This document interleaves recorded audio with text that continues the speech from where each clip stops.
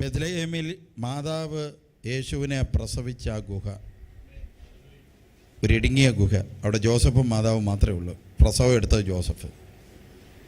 ആ വേദന കൊണ്ട് പിടഞ്ഞ തണുപ്പത്ത് മാതാവിനെ ഒരിടത്ത് കിടത്തിയിട്ട് ഈ കുഞ്ഞിനെ അവിടെ വെച്ച് തന്നെ ക്ലീൻ ചെയ്ത് ജോസഫ് എടുത്ത് ഇപ്പുറത്തൂടെ നടന്ന് ആ ഗുഹയിൽ തന്നെ മറ്റൊരു ഗുഹയുണ്ട്. അത് പശുവിന് പുല്ല്, ആടുകൾക്ക് പുല്ലുകൾ കച്ചികളൊക്കെ ഇടുന്നതാണ്. അവിടെ കൊണ്ട് കുഞ്ഞിനെ കടത്തി. എന്നിട്ടാണ് മാതാവിനെ വാക്കി വന്ന് ജോസഫ് ശുശ്രൂഷിക്കുന്നത്. അവിടെ നിന്നുകൊണ്ട് നമ്മുടെ കൂട്ടത്തിൽ വന്ന പല സഹോദരങ്ങളും അവിടെ നിന്നുകൊണ്ട് വചനം പറഞ്ഞു. അവിടെ നിന്നപ്പോൾ അറിയാതെ നമ്മുടെ കണ്ണൊന്നും നിറയും. കാരണം ലോകരക്ഷകനായ യേശു ബെത്ലഹേമിൽ ആ ഗുഹയുടെ അകത്ത് ആയിരുന്ന ഞാനും എൻ്റെ ടീം അംഗങ്ങളെല്ലാവരും ഞങ്ങൾ അറിയാതെ അവിടെ ഇരുന്ന് കരഞ്ഞുപോയി. ഇത്രയും വലിയ പൊന്നു തമ്പുരാൻ പിറന്നു വീണ സ്ഥലം കണ്ട് ഞെട്ടിപ്പോയി. ഞങ്ങൾ അവിടെ നിന്നുകൊണ്ട് ഒന്നും നോക്കിയില്ല. ഞങ്ങളെല്ലാവരും ഉറക്കം പാടി, ഇത്ര ചെറുതാകാൻ എത്ര വളരേണം, ഇത്ര സ്നേഹിക്കാൻ എന്തു വേണം, ഇത്ര ചെറുതാകാൻ എത്ര വളരേണം, ഇത്ര സ്നേഹിക്കാൻ എന്തു വേണം. സത്യം പറഞ്ഞ ഒരു വല്ലാത്ത അനുഭവമായിരുന്നു. എത്ര അഹങ്കാരത്തിൽ ജീവിക്കുന്നവനും ബെത്ലഹേമിൻ്റെ ഗുഹയിൽ ചെന്ന് യേശു ജനിച്ച സ്ഥലം കണ്ടാൽ അവൻ്റെ അഹങ്കാരം ഒന്ന് താഴേക്ക് പോകും. പ്രിയപ്പെട്ടവരെ, ഒരു കാലത്ത് അത് ശവപ്പറമ്പായിരുന്നു. മനുഷ്യനെ അടക്കാൻ മാത്രം മാറ്റിവെച്ച സ്ഥലമായിരുന്നു ഈ ബെത്ലഹേം എന്ന് പറയുന്ന സ്ഥലം. ഒരു പരിധിയിൽ ഞാനൊരു ഭാഷ ഉപയോഗിക്കുവാണെങ്കിൽ ഞാൻ പറയുന്നു, നമ്മുടെ പൊന്ന് തമ്പുരാൻ ജനിച്ചത് ശവപ്പറമ്പ് സ്ഥലത്താണ്. അവിടെ കുറേ ആടുകൾക്കായിട്ടുള്ള പുല്ലുകളൊക്കെ നിറഞ്ഞു നിന്ന വിജനമായ സ്ഥലമായിരുന്നു അന്നത്തെ കാലത്തത്. അവിടെ ആടുകളെ മേയിച്ചുകൊണ്ട് ആട്ടിടയന്മാർ മാത്രം ഉണ്ടായിരുന്ന ജനവാസമില്ലാത്ത സ്ഥലം. താഴെയാണ് ജനവാസം ഉണ്ടായിരുന്നത്, റാമയിലാണ്. ബെത്ലഹേം ശവപ്പറമ്പ് മാത്രമായിരുന്നു. തമ്പുരാൻ അവിടെ ജനിച്ചത്, അവിടെ പറന്ന് വീണ്, അവിടെ നിന്ന് വളർന്ന് ഈജിപ്തിൽ പോകുന്നു. അതിൻ്റെ അടുത്തൊക്കെ മാറി മാറി അവർ താമസിച്ചു. അങ്ങനെ തമ്പുരാൻ വളർന്നത് ഈ ഒരു കമ്മ്യൂണിയൻ സ്ഥാപിച്ചെടുക്കാനാ. ഈ ഒരപ്പത്തിലൂടെ ഞാൻ നിങ്ങളെല്ലാം അവന്റെ ശരീരത്തോട് ഒട്ടിച്ചേർന്ന് നിൽക്കാനാ. യേശുവേ സ്തോത്രം. ഇതിനാണ് യേശു ഇത്രമാത്രം അവൻ എളിമയായി അവൻ ഇറങ്ങി വന്നത്. മനസ്സിലാവുന്നവരെ ദൈവത്തെ ആരാധിക്കാം.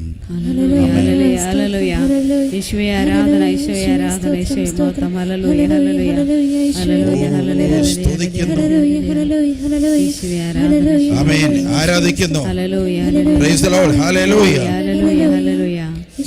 യേശുവേ നന്ദി, യേശുവേ സ്തോത്രം. അപ്പം ഒന്നേ ഉള്ളൂ, അതിനാൽ പലരായിരിക്കുന്ന നാമെല്ലാം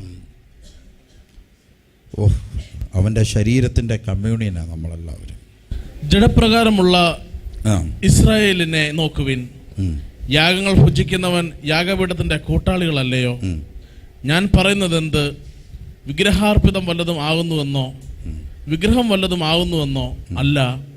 ജാതികൾ ബലി കഴിക്കുന്നത് ദൈവത്തിനല്ല, ഭൂതങ്ങൾക്ക് കഴിക്കുന്നു എന്നത്രേ. കൊരിന്ത്യർക്കാർ അവർ ഒരു സൈഡിൽ ബാലിനെ ആരാധിക്കുകയും മറു സൈഡിൽ വന്ന് യേശുവിൻ്റെ അപ്പം ഭക്ഷിക്കാൻ വരികയും ചെയ്തു.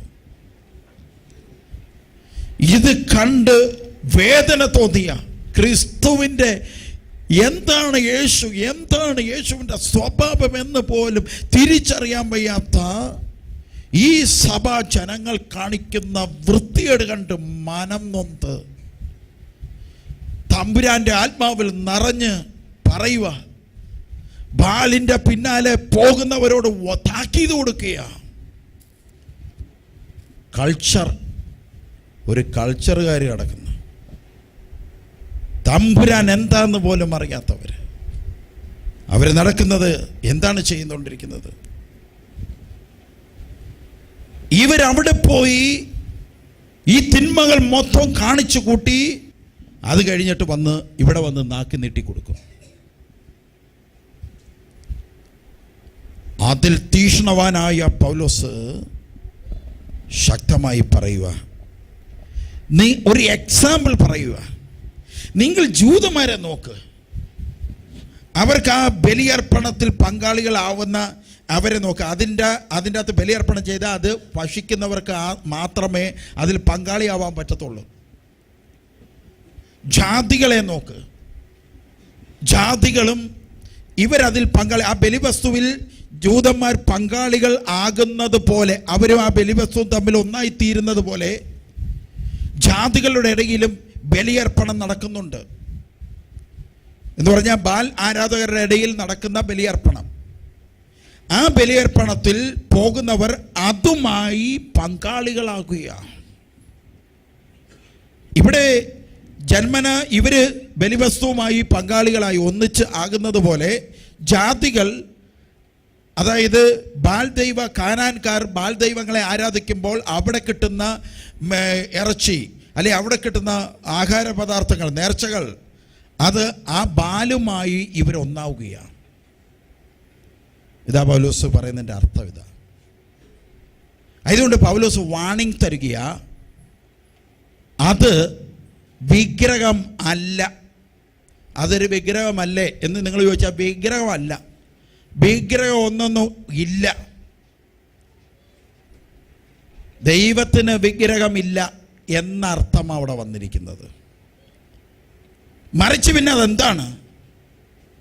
ബാബിലോണിയൻ കൾച്ചർ, ഖാനാനിയ കൾച്ചർ, ബാൽദൈവ ആരാധനകൾ, അതെല്ലാം ചെന്നെത്തുന്നത് പിശാചിന്റെ അടുക്കലേക്കാണ്. ഹല്ലേലൂയ. ഒരു സമയത്ത് നീ പിശാചിന്റെ ഭക്ഷണം പോയി കഴിച്ചിട്ട് മറു സൈഡിൽ വന്ന് തമ്പുരാന്റെ ഭക്ഷണം കഴിക്കാമെന്ന് തീരുമാനമെടുക്കുന്നു. ഇതാ ചോദിച്ചു വന്നതിൻ്റെ അർത്ഥം. നിങ്ങൾക്ക് തോന്നും അവരെത്ര ദുഷ്ടരാണ് ഈ കൊരിന്ത്യർക്കാർ, കൊരിന്തോസുകാർ ഇത്രയും ദുഷ്ടരായിരുന്നു എന്ന് നിങ്ങൾക്ക് തോന്നും. ഞാൻ നിങ്ങളോട് പറഞ്ഞുകൊള്ളട്ടെ, നിങ്ങളിതൊന്ന് ശ്രദ്ധിച്ച് കേൾക്കുക. ബൈബിളിൽ ഇല്ലാത്ത അന്യൻ്റെ കൾച്ചർ തിരുവത്താഴ സമയത്ത് യേശുവിൻ്റെ രക്തവും മാംസവും ആക്കുന്ന സമയത്ത്, അതിനെ ബ്ലെസ് ചെയ്യുന്ന സമയത്ത്, ആ കൾച്ചർ ഇതിൻ്റെ അകത്ത് കൊണ്ട് വെച്ചിട്ട് നടത്തുന്ന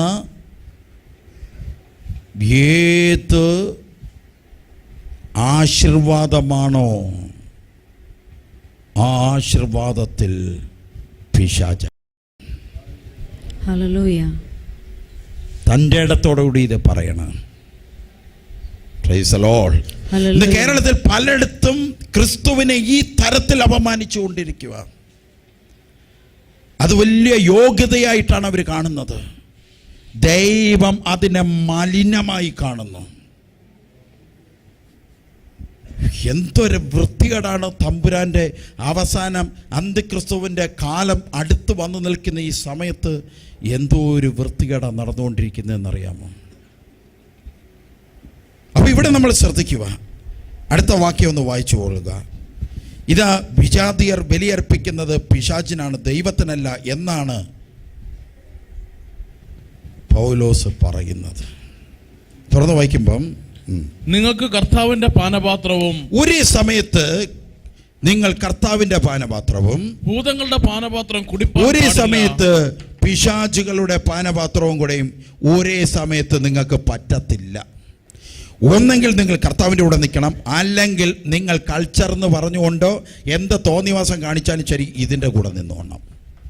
രണ്ടും കൂടെ ഒരുമിച്ച് കൊണ്ടുപോകാൻ നിങ്ങൾക്ക് പറ്റത്തില്ല.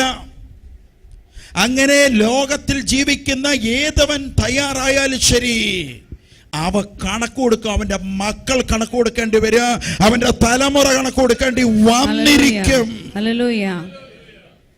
നേരത്തെ നമ്മൾ വായിച്ചു മരണം വരെ കുടുംബത്തിൽ വരുമെന്ന് വായിച്ചു. സ്തുതിക്കാം. നമുക്ക് മനസ്സിലാകുന്നോ? നിങ്ങൾക്ക് മനസ്സിലാകുന്നോ? നിങ്ങൾ വളരെ ശ്രദ്ധിക്കണം, വളരെ ശ്രദ്ധിക്കുക. സ്തോത്രം. ഹല്ലേലൂയ. നീ എഴുന്നേറ്റ് വിനത്തിന് എഴുതുക.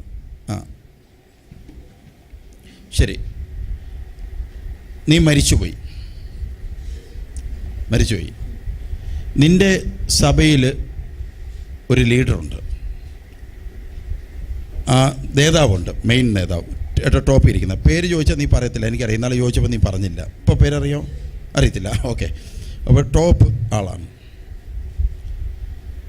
മരിച്ചു ചെല്ലുന്ന സമയത്ത് അദ്ദേഹം ഈ വചനത്തിനെതിരെ, അതായത് തിരുവത്താഴ സമയത്തോ നമ്മുടെ യേശുക്രിസ്തുവിൻ്റെ തിരുശരീരവും തിരുരക്തവും ആശീർവദിക്കുന്ന സമയത്ത് മറ്റുള്ളവരുടെ കൾച്ചറും കൂടെ ഇതിൻ്റെ അകത്ത് കൊണ്ടുവച്ച് നമുക്ക് ആശീർവദിക്കാം എന്നൊരു കൽപ്പന പ്രകടിപ്പിച്ചു.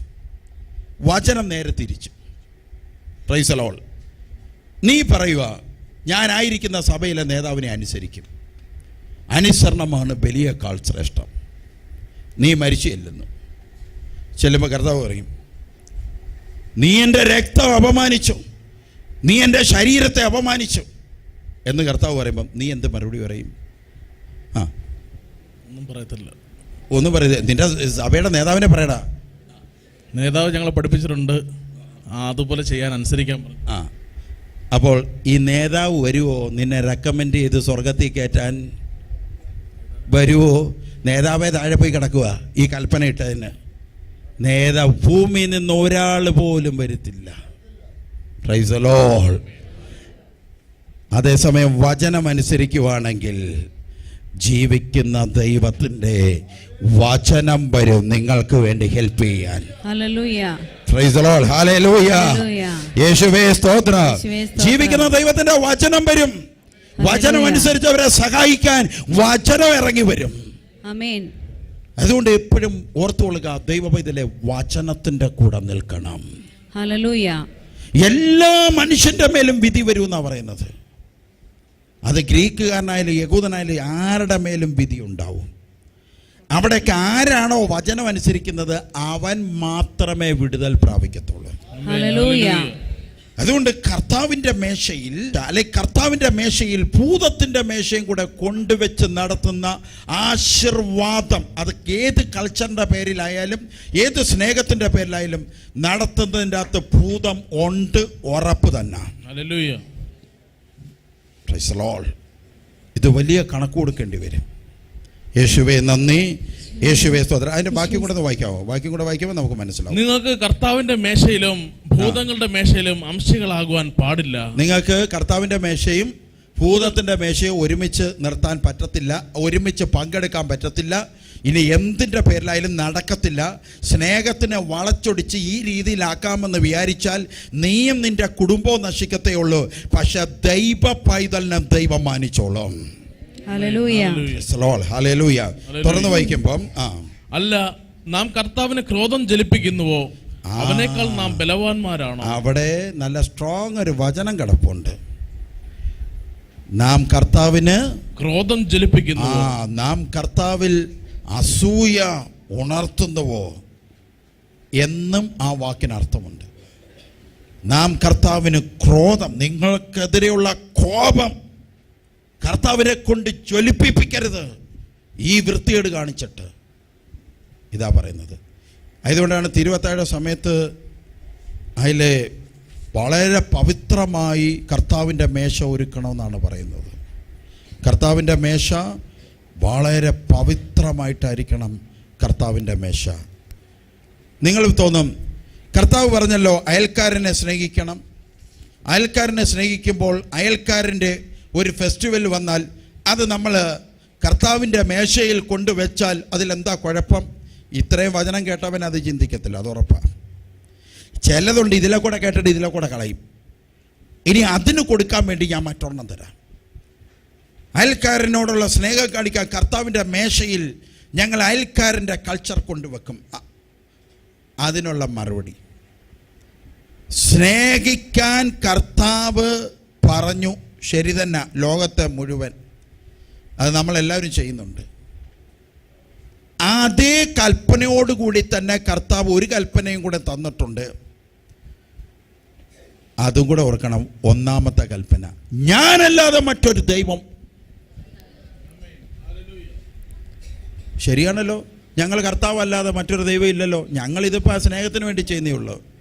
പോരാ, ആ കൽപ്പന അവിടെ നിന്നില്ല. തൊട്ട് താഴോട്ടും കൂടെ നോക്ക്. ഭൂമിക്കടിയിലോ ഭൂമിക്ക് മുകളിലോ ആകാശത്തിന്റെ മുകളിലോ ഭൂമിക്ക് താഴെ വെള്ളത്തിനടിയിലുള്ള ഒറ്റ ഒന്നിന്റെയും പ്രതിമ ഉണ്ടാക്കിയോ അതേ നമസ്കരിക്കുകയോ ആരാധിക്കുകയോ ചെയ്തു പോകരുത് എന്ന് പറഞ്ഞാൽ മറ്റിടം എന്തെങ്കിലും ഇതിൻ്റെ അകത്ത് വന്നു പോകരുത്. അതായത് മോശ എടുത്ത് പറയാം, നീ കാനാൻ ദേശത്ത് ചെല്ലുമ്പോൾ അവിടെയുള്ള ഒരൊറ്റ ജാതീയ വിഗ്രഹങ്ങൾ പോലും ഇതിൻ്റെ അകത്ത് വരാൻ പാടില്ല. അപ്പോൾ ഒന്നാം പ്രമാണം തന്നിട്ടാണ് യേശു അയൽക്കാരനെ സ്നേഹിക്കുന്ന രണ്ടാം പ്രമാണം തന്നത്. ഇതിൽ നിന്നുകൊണ്ട് വേണം അയൽക്കാരനെ സ്നേഹിക്കാൻ. പോരാ, ഞാൻ വേറൊന്നും കൂടെ തരാം. അയൽക്കാരൻ്റെ സ്നേഹം എന്താണ്? യാക്കോബിൻ്റെ ലേഖനം 1:26 ക്രിസ്ത്യാനിയുടെ അയൽക്കാരൻ്റെ സ്നേഹത്തെക്കുറിച്ച് പഠിപ്പിച്ചു തരുന്നുണ്ട്. ക്രിസ്ത്യാനി അതങ്ങ് ചെയ്താൽ മതി, അപ്പോസ്തലന്മാർ പറയുന്നതങ്ങ് അനുസരിച്ചാൽ മതി. അപ്പോസ്തലന്മാർ നമ്മളെ പഠിപ്പിച്ചിട്ടുണ്ട്, അതങ്ങ് അനുസരിച്ചാൽ മതി. അയൽക്കാരൻ്റെ സ്നേഹം എന്താണെന്ന് പഠിപ്പിച്ചു തരുന്നുണ്ട്. അത് വായിക്കാമോ? അതൊന്ന് 1:26 ഒന്ന് വായിച്ചോ. 1:26. നിങ്ങളിൽ ഒരുവൻ തന്റെ നാവിനെ കടിഞ്ഞാണിടാതെ തന്റെ ഹൃദയത്തെ വഞ്ചിച്ചുകൊണ്ട് താൻ ഭക്തൻ എന്ന് നിരൂപിച്ചാൽ അവന്റെ ഭക്തി വ്യർത്ഥമത്രേ. പിതാവായ ദൈവത്തിന് മുൻപാകെ ശുദ്ധവും നിർമ്മലവുമായ ഭക്തിയോ, പിതാവായ ദൈവത്തിന്റെ മുൻപാകെ ശുദ്ധവും നിർമ്മലമായുള്ള ഭക്തിയോ, നിർമ്മലവുമായ യഥാർത്ഥ കൽപ്പന പാലിച്ചുകൊണ്ടുള്ള ഭക്തി ഞങ്ങൾ പറഞ്ഞു തരാം. കർത്താവിന്റെ അപ്പോസ്തലന്മാർ പറയുക ഏതാണെന്ന് വായിച്ചോളുക.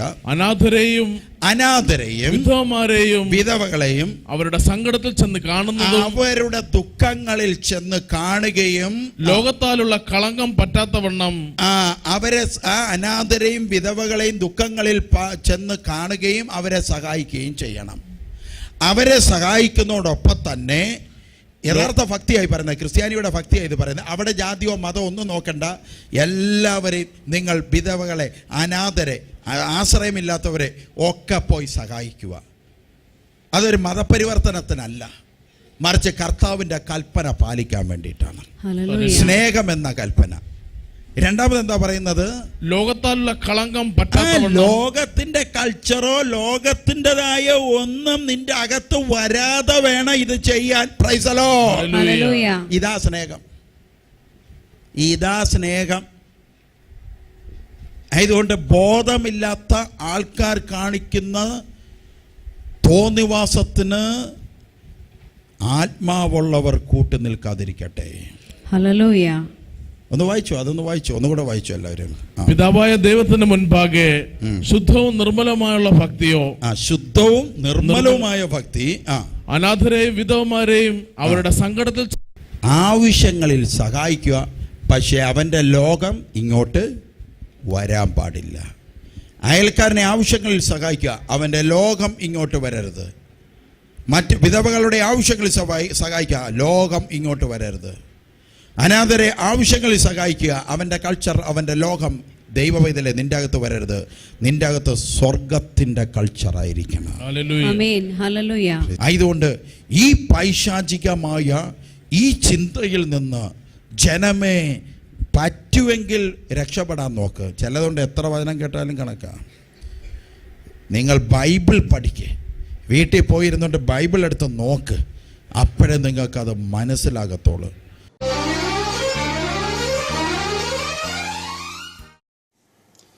വളരെ വേദനയോടുകൂടിയാണ് ഇവർ ധ്യാനത്തിലേക്ക് കടന്നു വന്നത്. ഇവർക്ക് സെറിബ്രൽ പാൽസി എന്ന് പറയുന്ന ഒരു രോഗമാണ്. അതായത് തലച്ചോറിന് തളർച്ച അല്ലെങ്കിൽ അതിൻ്റെ വളർച്ചക്കുറവ്, അതുവഴിയായിട്ട് ശരീരം മൊത്തവും തളർന്നു പോകുന്ന ഒരു അവസ്ഥയാണ്. തളർച്ച ശരീരത്തിന് മൊത്തവും ബാധിക്കും. ഈ അവസ്ഥയിൽ ഭാരപ്പെടുന്ന മാതാപിതാക്കൾ, അവർക്കുണ്ടായിരുന്ന ഏക കുഞ്ഞ് ഇത് മാത്രമാണ്, മറ്റു കുഞ്ഞുങ്ങളൊന്നും അവർക്കില്ല. അങ്ങനെ മനം നൊന്ത് ഏക ആശ്രയമായി യേശുക്രിസ്തുവിൻ്റെ അടുക്കിലേക്ക് അവർ ഈ കുഞ്ഞിനെ കൊണ്ടുവരികയാണ്. ഈ കുഞ്ഞിൻ്റെ ഒരു കാല് മറ്റൊരു കാലിൽ നിന്ന് ഒരുപാട് വ്യത്യാസമുണ്ട്. എന്ന് പറഞ്ഞാൽ നീളത്തിന് തന്നെ വ്യത്യാസമുണ്ട്. അതുകൂടാതെ തന്നെ ഒരു കാല് വളഞ്ഞാണ് ഇരിക്കുന്നത്. വളരെ ശക്തിയേറിയ ദൈവപ്രവൃത്തി സംഭവിച്ചാൽ മാത്രമേ ഈ കുഞ്ഞ് തീർച്ചയായും രക്ഷപ്പെടുകയുള്ളൂ എന്ന് നല്ല ബോധ്യം ഞങ്ങൾക്ക് തോന്നി. സർവശക്തനായ യേശുക്രിസ്തുവിനല്ലാതെ മറ്റാർക്കും ഈ കുഞ്ഞിനെ രക്ഷിക്കുവാനായിട്ട് സാധിക്കുകയില്ലെന്നുള്ള വിശ്വാസം ഞങ്ങളെ കൂടുതൽ പ്രാർത്ഥിക്കുവാനായിട്ട് നിർബന്ധിപ്പിച്ചു. തീർച്ചയായും പരിശുദ്ധാത്മാവ് ആ കുഞ്ഞിൽ പ്രവേശിക്കുമെന്ന് ഞങ്ങൾക്ക് നല്ല ഉറപ്പുണ്ടായിരുന്നു. 18 വർഷത്തോളം കൂനിയായി കിടന്ന ഒരു സ്ത്രീയുടെ കൂന് ഒരു നിമിഷം കൊണ്ട് മാറ്റിയ യേശു ഇന്നും ജീവിക്കുന്നു. ഇതാ ആ കുഞ്ഞിൻ്റെ കാലിൻ്റെ വളവൊന്ന് നിവർത്തിക്കൊടുത്താൽ കർത്താവ് ഒത്തിരി നല്ല കാര്യമാണ് ചെയ്യുന്നതെന്ന് മനസ്സിൽ തോന്നി. ഇപ്പോഴത്തെ പ്രത്യേകത എന്ന് പറഞ്ഞാൽ, ഈ കുഞ്ഞിങ്ങനെ ഇരിക്കുമ്പോൾ ഒരു കാല് തറയിൽ മുട്ടി നിൽക്കും, മറ്റേ കാലിൻ്റെ ഉപ്പൂറ്റി പൊങ്ങി നിൽക്കും. ഇതാണ് അവസ്ഥ. കാരണം കാലിൻ്റെ വളവാണ്. ഒരു കാലിൻ്റെ ഉപ്പൂറ്റി പൊങ്ങിയും മറ്റൊരു കാൽ തറയോട് ചേർന്ന് നിൽക്കും. കുഞ്ഞിൻ്റെ കാൽ ഒരിക്കലും തറയിൽ മുട്ടി നിൽക്കത്തില്ല. അതായത് വലതുവശത്തെ കാല് ഒരിക്കലും കാൽപാദം തറയിൽ മുട്ടി നിൽക്കത്തില്ല. ഇത് അതിൻ്റെ മാതാവ് ഞങ്ങൾക്ക് കാണിച്ചു തരികയാണ്. ഇതാണ് കുഞ്ഞിൻ്റെ അവസ്ഥ. യേശുക്രിസ്തുവിൻ്റെ നിർബന്ധപ്രകാരം കുഞ്ഞിനെ തറയിൽ നിവർത്തിയിരുത്താൻ ഇടയായി. ഞങ്ങൾ ഈശോയെ ഞാൻ വിളിക്കുമ്പോൾ അലിഞ്ഞു പോകുമെൻ പാദൻ, മുറിവുകളാൽ ഞാൻ വിങ്ങിടുമ്പോൾ തോളിലേറ്റി എന്നെ താങ്ങിടുമേ.